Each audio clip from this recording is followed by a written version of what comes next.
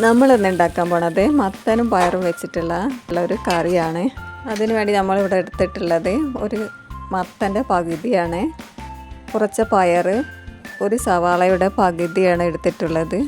സവാള നമുക്കതിലേക്ക് അരിഞ്ഞിട്ട് കൊടുക്കാം. ഇതിലേക്ക് അരിഞ്ഞ് വെച്ച പച്ചമുളക്, ഉള്ളി, പയറും അതിലേക്ക് ഇട്ട് കൊടുക്കാം.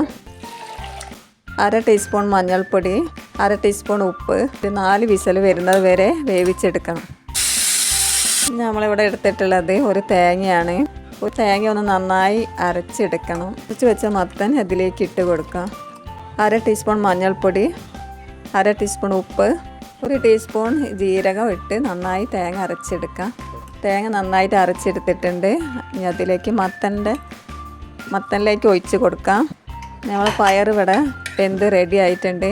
പയർ നന്നായിട്ട് ഇങ്ങനെ വേറെ വേവിച്ചെടുക്കുമ്പോൾ കറിക്ക് നല്ല ടേസ്റ്റ് ആയിരിക്കും. ഇനി അതിലേക്ക് ഒഴിച്ച് കൊടുക്കാം. 2 ടീസ്പൂൺ മുളകും പൊടി ചേർക്കാം. 1/2 ടീസ്പൂൺ മഞ്ഞൾപ്പൊടി നന്നായി ഇളക്കി കൊടുക്കാം. എന്നിട്ട് നമുക്കിതൊന്ന് വേവിച്ചെടുക്കാം. അങ്ങനെ നമ്മുടെ മത്തനും പയറും കറി ഇവിടെ റെഡി ആയിട്ടുണ്ട്.